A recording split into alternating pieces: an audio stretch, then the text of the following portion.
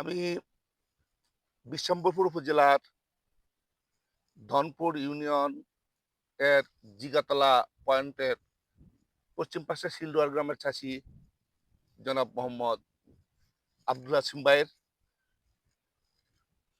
কৃষি প্রণোদনার আওতায় বিনামূল্যে বীজ ও সার বিতরণকৃত কর্মসূচির সূর্যমুখী জমিতে দাঁড়িয়ে কথা বলছি।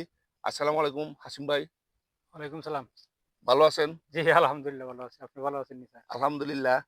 আমি তো আরো আগে আপনার আসছিলাম, ছোট সারা ছোট ছিল, জি। একটা পোস্ট দিছিলাম। আজকে আবারও আসলাম, মোটামুটি একটা পজিশন আছে, ফুল মনে প্রায় শেষার্ধে। এখন আপনার এলাকার কি মানুষ আসে এখানে? প্রতিদিন মানুষ সবসময় আছে ২৪ ঘন্টা খালি ছবি তুলে, খালি ছবি তুলে, খালি ছবি তুলে। মানুষ ফিরায় কুলানি যায় না। আচ্ছা, তাহলে কি আপনার কাছে আনন্দ লাগে? আনন্দ তো অত মানুষ আসে সবসময়ই। হুন্ডারে খালি আইতেছে যাইতেছে মানুষ। মহিলা আইতেছে, পুরুষ আইতেছে।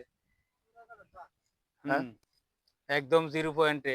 আর এখানে তো আমরা দিছিলাম আপনার বিনামূল্যে বীজ আর সার দিছিলাম। জি, জি, জি। আর বাদ বাকি আপনি নিজ থেকে। বাদবাকি আমার নিজের খরচে আমি করছি। আমার কাছেও আনন্দ লাগলো এটা। যে যাই হোক আপনারা সরকারিভাবে কিছুটা হেল্প করলেন। আমারও কিছু শক্তি হইলো, আমিও আচ্ছা, কিছু হেল্প করলাম। জনাব মোহাম্মদ হাসিম ভাই, হাসিম ভাই সূর্যমুখী জমিনের মাঝখানে দাঁড়িয়ে আছেন। আমরা লক্ষ্য করছি চমৎকার একটা দৃশ্য, যে দৃশ্যটা অত্যন্ত মনোরম। ইতিমধ্যে প্রতিনিয়তই অসংখ্য লোকজন, পর্যটকরা আসে সূর্যমুখীর বাগান দেখার জন্য। আমি এখন ওই বাগানে দাঁড়িয়ে আছি। হাতির তেল খাবেন, মানে সরিষার তেল না খায় কারণ কি? সূর্যমুখী তেলের মধ্যে তো অনেক গুণ। যেহেতু ডায়াবেটিস মুক্ত সূর্যমুখীর তেলে। যাকে আপনি আমাদের ট্রেনিং গিয়েছিলেন, আমাদের প্রশিক্ষণ চাষী, অবশ্য সূর্যমুখী সম্পর্কে ভালো একটা ধারণা আছে অলরেডি। ভদ্রলোক প্রতি বছরই কিছু না কিছু সূর্যমুখী করে, আর আমরা সূর্যমুখীর ধারাবাহিকতা ধরে রাখছি এখানেই।